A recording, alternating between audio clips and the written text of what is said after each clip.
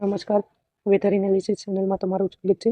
આજના આ વિડીયોમાં આપણે જોઈશું ગુજરાતમાં આજે એટલે કે આ તારીખ 2/6/2026ના આજે રાત્રે ગુજરાતમાં ભારે વરસાદની આગાહી કરવામાં આવી છે.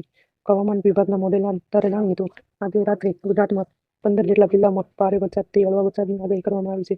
60 થી 65 કિલોમીટરની ઝડપે પવન ફૂંકાવાની શક્યતા પણ વ્યક્ત કરવામાં આવી છે.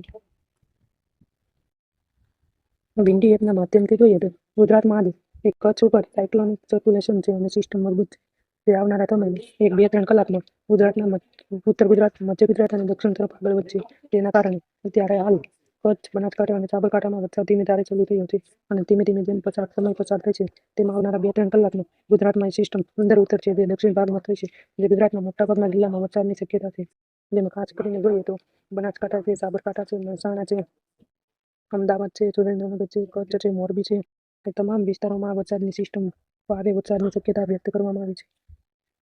અને સૌરાષ્ટ્રની વાત કરીએ તો સૌરાષ્ટ્રમાં ભાવનગર છે, અમરેલી છે, ગીર સોમનાથ છે, તેમાં પણ ભારે વરસાદની શક્યતા છે. અને દક્ષિણ ગુજરાતમાં પણ વરસાદની આગાહી છે. દોરી સિસ્ટમ ધીમે ધીમે દક્ષિણ તરફ આગળ વધશે અને ભારે વરસાદની શક્યતા છે. સમગ્ર ગુજરાતમાં 60 થી 70 કિલોમીટરની ઝડપે પવન ફૂંકાશે. જેમાં ખાસ કરીને ખંભાતના આસપાસના વિસ્તારોમાં, જેમાં ભાવનગર છે, બોટાદ છે, અમદાવાદ છે, સુરત છે, ભરૂચ છે, નવસારી છે, તેમાં ભારે વરસાદની શક્યતા રહેલી છે. આ સિસ્ટમ સાંજના 1 થી 2 વાગ્યા સુધી પછી પસાર થવાની શક્યતા છે. આ સિસ્ટમ આજે રાત્રે એટલે કે રાતના 11 થી 12 વાગ્યાની આસપાસ વરસાદ થવાની શક્યતા છે. જે તમે વિન્ડી એપના માધ્યમથી જોઈ શકો છો કે આ સિસ્ટમ સમગ્ર ગુજરાતમાં આવરી લેશે.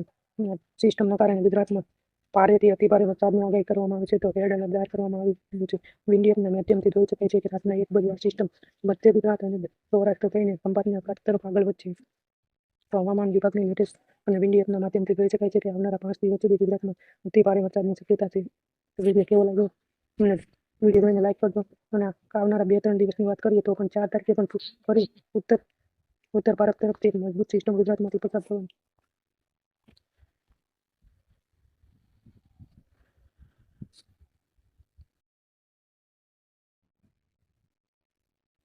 આવનારા 5 દિવસ ગુજરાત માટે ભારેથી અતિભારે વરસાદની આગાહી કરવામાં આવી છે. તો 3 તારીખે જોઈએ તો 3 તારીખે પણ આવતીકાલે પણ વરસાદની શક્યતા છે.